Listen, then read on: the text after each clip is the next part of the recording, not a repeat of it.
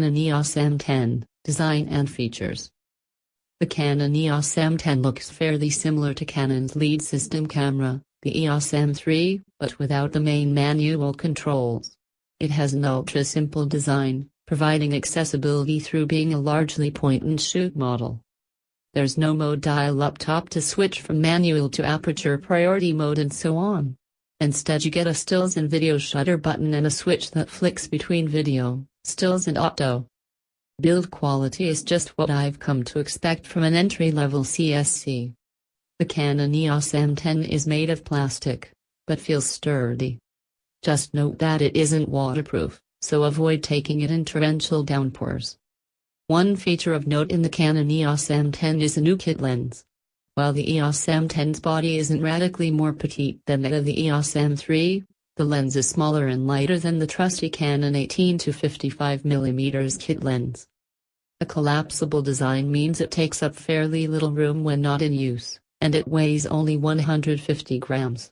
Its 15-45mm focal length equates to 24-72mm in the usual 35mm standard, which is an acceptable all-round range for both landscapes, portraits and street photography. As you might expect of a basic kit lens, however, it isn't particularly fast, with maximum aperture of f3.56.3 through its range.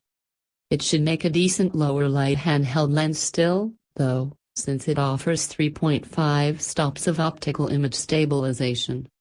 This will let you keep the shutter open that bit longer without instantly making your images blurry.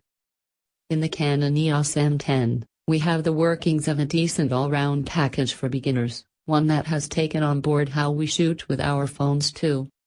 The camera's screen turns back a full 180 degrees on a single hinge, allowing you to take selfies very easily. It even auto-switches to the selfie mode when the screen is twisted around to the right position. It's a 3-inch, 1.04 meters display. Canon EOS M10, sensor and f. Sporting the same 18-megapixel resolution as the 2012 EOS M, you may still not be convinced that enough has changed with the M10. However, Canon has updated the focus system, too, using a 49-point hybrid phase detection system to fix the notorious AF performance of the EOS M. Canon says it's 2.4 times faster than the camera. I had the opportunity to have a play with the EOS M10 briefly in fairly poor light conditions. I found that, on occasion, it struggles to find focus despite the addition of TAF points. However, I'll leave any conclusions on the AF system for my full review. In terms of pure image quality, you can expect the Canon EOS M10 to be similar to the Canon EOS 100D DSLR. They share the same 18-megapixel APS-C sensor. You'll achieve DSLR quality images, then, and the ISO range is a typical 112,800, with an extended 25,600 mode that you'll probably only use on occasion. The processing brain of the Canon EOS M10 is a Digic 6, which lets it shoot it up to 4.6 fps.